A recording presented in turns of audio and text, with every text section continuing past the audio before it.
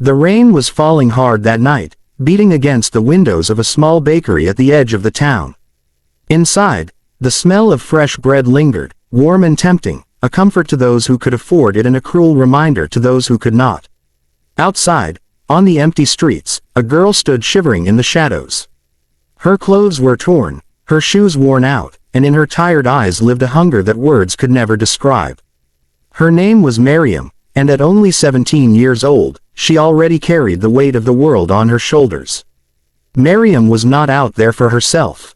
She was out there for her little brother, Sam, who lay in their small, cold room a few blocks away, crying himself to sleep from hunger. They had not eaten properly in days. Their parents had died years ago, leaving them with nothing but each other. No relatives stepped forward to help, no neighbors offered a hand. It was Miriam who had become the mother, the father, and the provider to her little brother. She had tried everything. Washing clothes, scrubbing floors, begging for work, but her earnings were never enough. She skipped meals so Sam could have something in his stomach. But that night, as she listened to his weak sobs, something inside her broke. So she waited in the rain until the bakery lights went off, until the shopkeeper turned the key and walked home. Her heart pounded in her chest as she slipped inside through the back door that hadn't been locked properly. The warmth of the oven still filled the room.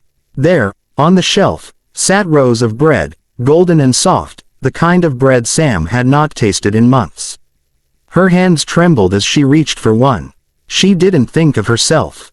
She thought of Sam's face lighting up at the sight of food, his little hands tearing into the bread, his hunger finally silenced for a night. But before she could slip away, a voice thundered behind her. The shopkeeper had returned for something he had forgotten. He caught sight of her, clutching the bread with desperate eyes. Without a moment's mercy, he shouted for the police. By the time morning came, Miriam was sitting in a courtroom, her wrists cold with handcuffs, her face pale with fear. The room was crowded. People whispered, some in pity, others in disgust. At the front sat the judge, an older man with stern features and eyes that seemed carved from stone. He looked down at her as though she were no more than a criminal, no more than another case to be cleared from his desk. Stealing is stealing, he said coldly after hearing the charges. The law does not change for hunger. The law does not bend for excuses. You must face the consequences of your actions. Miriam's voice shook as she tried to explain. I did not steal for myself, she whispered. My brother is only a child. He has not eaten in 2 days. I just wanted him to sleep without crying tonight. But her words fell on deaf ears. The judge did not look at her as a sister. He did not see her as a child herself. He saw only the crime. With one strike of the gavel, he sentenced her to months in juvenile detention. The sound echoed through the courtroom, louder than the thunder outside. Miriam's heart broke as she was led away. That night, Sam sat alone, waiting for a sister who did not come home. Juvenile detention was a place of cold walls and colder hearts. The air was heavy with hopelessness. Miriam shared her cell with 2 older girls, both hardened by years of neglect and crime. They mocked her tears, telling her she would soon get used to it. The guards barked orders, showing no sympathy. Nights were long, filled with muffled sobs and whispered regrets. At first, Miriam felt crushed. She cried silently into her pillow, remembering Sam's face and wondering if he was safe. But, slowly, something changed. She discovered a small library in one corner of the facility. The books were old and tattered, pages yellowed by time, but they were her escape. She read about people who had suffered and risen, about heroes who had faced impossible odds. Those stories lit a fire in her heart. She began to write letters to Sam, pouring out her love and her promises, though she had no way to send them.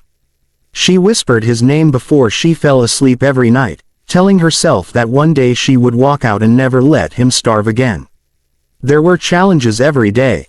Other girls tried to pick fights, and Miriam had to learn to stand her ground. She had to work in the kitchen, scrubbing pots until her hands were raw. But she never let her spirit die. She realized that if she let bitterness consume her, she would never rise above this place. She decided she would walk out not as a victim, but as someone stronger. When her sentence ended, she stepped out of those walls with nothing in her hands but determination in her heart.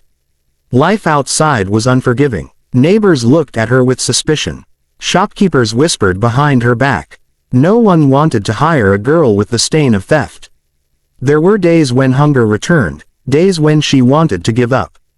But then she would see Sam, waiting for her, trusting her. He was still small, still vulnerable, and she could not fail him. She took whatever work she could find. She washed clothes for hours, her hands blistered. She scrubbed floors until her knees ached.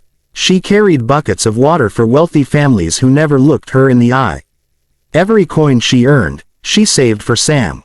She skipped meals, she went without new clothes, but she made sure he ate, made sure he studied. She watched him grow taller, his mind sharper. He excelled in school, and with every achievement, Miriam felt a little piece of her pain turn into pride. Years passed, and Sam won a scholarship that changed their lives. For the first time, Miriam allowed herself to dream. She rented a small room and began cooking meals for a few children in the neighborhood who often came to school hungry. She remembered too well the pain of an empty stomach, the shame of desperation, and she could not stand to see it in another child's eyes. At first, it was only 3 or 4 children, sitting cross-legged on her floor, eating rice and bread she had prepared. But word spread quickly. Parents began to bring their children. Neighbors began to notice her work. Volunteers came forward. Donations trickled in. Soon, what had started in her tiny room became a small community center. There, children found food, warmth, and even help with school. The same girl who had once been branded a thief was now called an angel. Miriam poured her soul into the center. She cooked, she taught, she comforted. She listened to the children's stories, stories that mirrored her own past, and she gave them hope.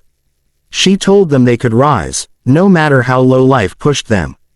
She became a mother figure to dozens, and with each passing day, she built something greater than herself.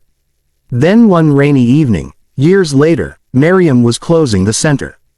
The children had eaten, the volunteers had gone, and she sat alone, tired but peaceful. That was when a knock came at the door. She opened it and froze. An older man stood there, his face lined with age, his shoulders heavy with sorrow.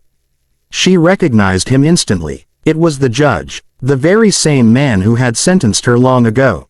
But he was no longer the stern figure in a black robe. His suit was worn, his eyes were tired, and his voice trembled as he spoke.